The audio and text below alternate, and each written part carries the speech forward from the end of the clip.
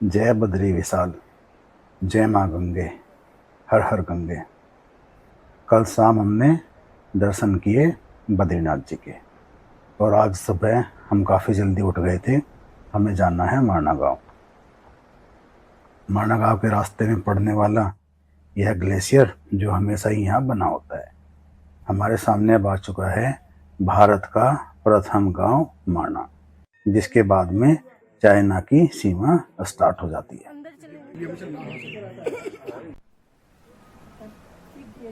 गांव की महिलाओं युवतियों द्वारा बनाए गए यह ऊनी वस्त्र, मोजे, टोपा आदि आप यहाँ से चाहे तो खरीद सकते हैं। इसके बाद हमने दर्शन किए गणेश गुफा के, जहाँ पर बैठकर गणेश जी ने महाभारत को लिखा था। और इसके बाद हम गए व्यास गुफा की तरफ। इसके ऊपर यह आप देख रहे हैं व्यास पोथी। यहाँ से बैठकर व्यास जी ने गणेश जी को महाभारत का व्याख्यान किया था, जिसको गणेश जी ने लिखा था। व्यास गुफा के साथ में ही है भारत की प्रथम चाय की दुकान। लोग यहाँ पर आते हैं तो चाय भी पीते हैं, और छत पर जाकर इस राष्ट्रध्वज के पास खड़े होकर अपनी फोटो वीडियो भी क्लिक करते हैं। वेद व्यास गुफा के दूसरी तरफ हम करते हैं आगे जाकर सरस्वती नदी के उद्गम के दर्शन।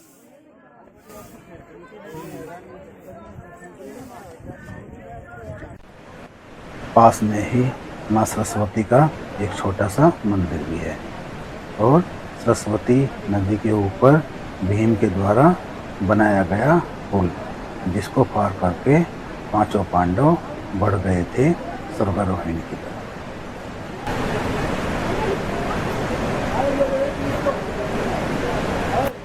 चलिए आज हम भी इस पुल को पार करते हैं और बढ़ते हैं अपनी आगे की यात्रा की तरफ, जो है स्वर्गारोहिणी।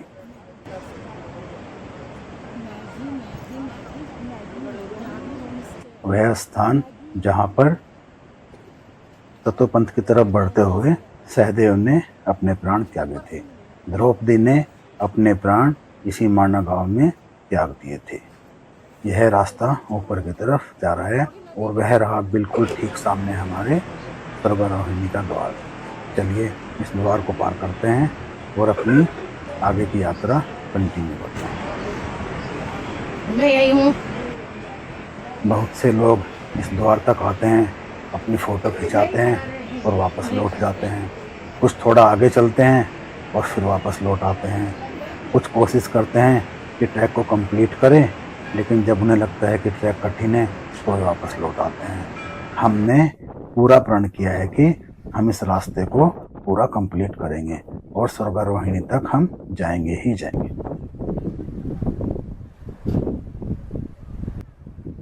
साथ चलने वाले कुछ लोग भी मिल रहे हैं जो कहते हैं कि हम सोच रहे हैं ट्रैक कंप्लीट करेंगे, लेकिन अगर नहीं हो पाया तो वापस लौट आएंगे।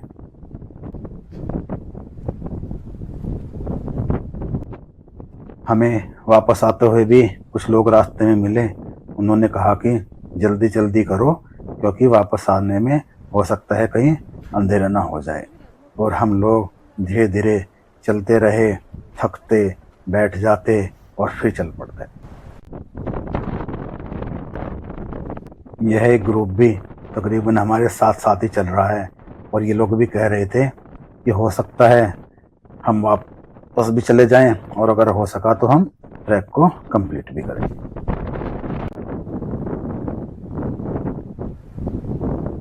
ट्रैक ज़्यादा लंबा नहीं है, लेकिन ट्रैक डिफ़िकल्ट है, और यह डिपेंड करता है कि आपकी एज कैसी है और इस एज में आप कितना स्टेमिना अपने अंदर रखते हैं, किस प्रकार इस ट्रैक को कंप्लीट करते हैं। अब ये स्वर्ग का रास्ता है जी, इतना आसान तो नहीं होगा। हम चलते रहे और फिर बहुत देर बाद अपने दर्शन किए, ये प्रथम दर्शन वसुधारा फॉल के, जहाँ तक हमें पहुँचना है। अभी तो काफ़ी दूर है।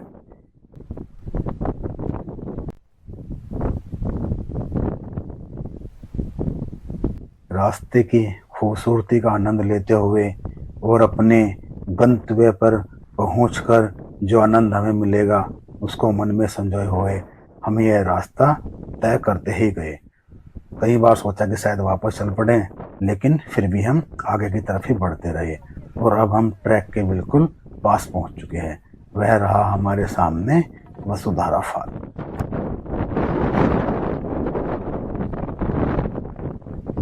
कहते हैं कि पापियों के ऊपर इस झरने का पानी बिल्कुल भी नहीं पड़ता, चाहे आप इसके नीचे जाकर भी खड़े हो जाएं। हम पहुंच चुके हैं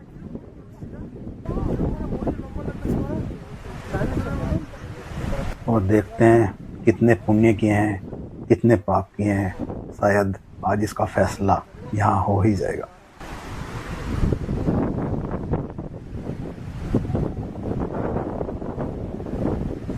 ट्रैक कंप्लीट करने की खुशी तो मन में अब है ही।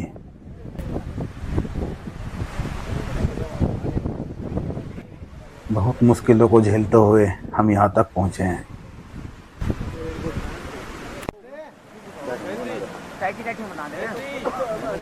चलिए अब आप वसुधारा झरने का आनंद लीजिए।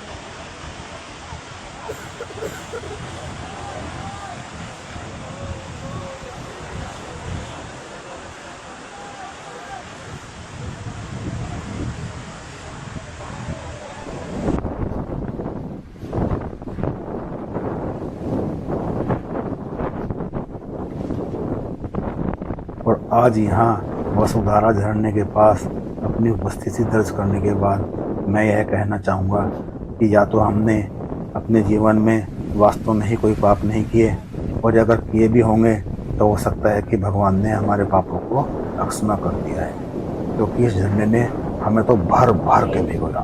देखिए आप भी।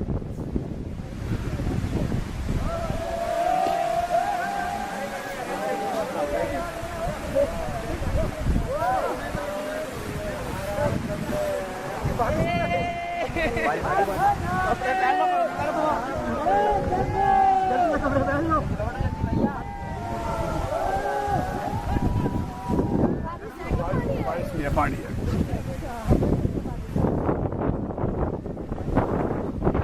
जय बद्रीनाथ साहब, जय मां गंगे, हर हर